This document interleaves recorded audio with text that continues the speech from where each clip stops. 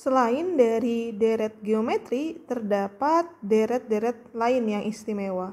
Salah satunya adalah deret kolaps.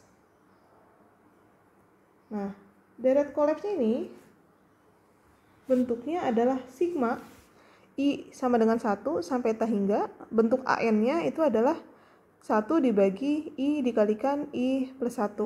Nah, saya bisa tuliskan di sini sigma. Saya menggunakan notasi N ya, supaya konsisten dengan yang sebelumnya. Itu adalah 1 dibagi N dikalikan N plus 1. Begitu. Nah, kita bisa lihat bahwa yang diminta itu adalah menyelidiki kekonvergenan dari deret.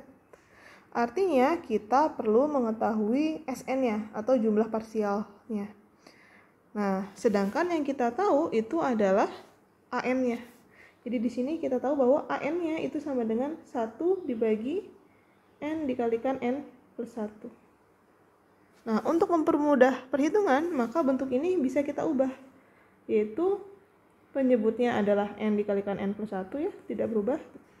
Tapi pembilangnya kita sesuaikan. Itu menjadi N plus 1. Supaya sama dengan 1, maka kita kurangi dengan N. Sehingga kita bisa pecah menjadi N plus 1 dibagi dengan N dikalikan N plus 1. Lalu dikurangi dengan N dibagi N dikalikan N plus 1. Nah, sehingga kita memperoleh AN itu sama dengan, ini kan bisa kita bagi ya, N plus 1 dibagi N plus 1, N dibagi N, begitu ya. Maka hasilnya itu adalah 1 per N dikurangi dengan 1 per N plus 1. Nah, dari sini kita dapat mencari SN-nya dengan lebih mudah. Jadi untuk mencari SN, artinya kita perlu mengetahui berapa S1, berapa S2, dan seterusnya. Kita cari dulu S1 ya. S1 berarti ketika N-nya sama dengan 1, yaitu 1 per 1 dikurangi 1 per 2. Alias di sini adalah setengah ya. Lalu ada S2. S2 ini adalah 1 per 2 dikurangi 1 per 3. Sama dengan bla bla bla ya. S3 itu sama dengan 1 per 3 dikurangi 1 per 4. Dan seterusnya. Nah, maka dari sini kita bisa menuliskan bahwa yang dinamakan dengan SN itu kan penjumlahan. S1 tambah S2 tambah S3 dan seterusnya. Nah, maka bentuknya itu adalah 1 dikurangi setengah ditambah setengah dikurang sepertiga ditambah sepertiga dikurangi seperempat ditambah bla bla bla, begitu ya. Sampai misalkan pada suku ke N, yaitu 1 per N dikurangi dengan 1 per N plus 1. Bayang ya. Nah, di sini kita bisa lihat bahwa di sini saling menghabiskan kolaps tadi ya. Kenapa dinamakan deret kolaps? Min setengah ditambah setengah itu 0. Min sepertiga ditambah sepertiga 0. Min seperempat ditambah seperempat, di sini pasti ada seperempat ya. 0. Lalu di sini sebelum suku ke N, suku N plus 1 itu ada 1 per N, min 1 per N, ditambah 1 per N, itu habis juga.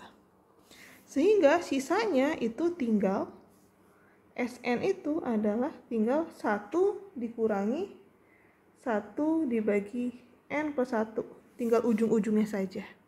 Begitu. Nah, sehingga untuk mengecek kekonvergenan dari deret kolaps, kita bisa menggunakan limit N menuju ta hingga untuk SN, yaitu limit N menuju ta hingga dari 1 min 1 dibagi N plus 1 ya.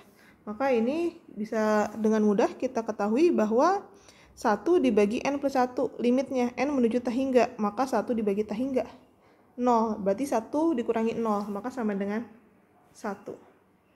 Artinya, kita bisa simpulkan bahwa barisan jumlah parsialnya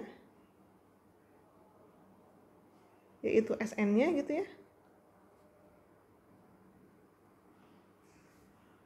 konvergen ke 1. Sehingga deretnya juga konvergen ke 1.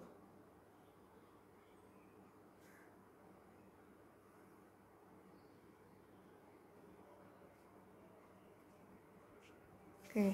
Nah, ini dinamakan dengan deret kolaps. Jadi di sini ketika kita mencari barisan jumlah parsialnya itu dia saling menghabiskan. Seperti itu. Nah, jadi kita bisa lihat bahwa S1, S2, S3 dia konvergen ke 1. Seperti itu. Jadi bentuk umum dari deret kolaps ini adalah sigma 1 dibagi N dikalikan N plus 1.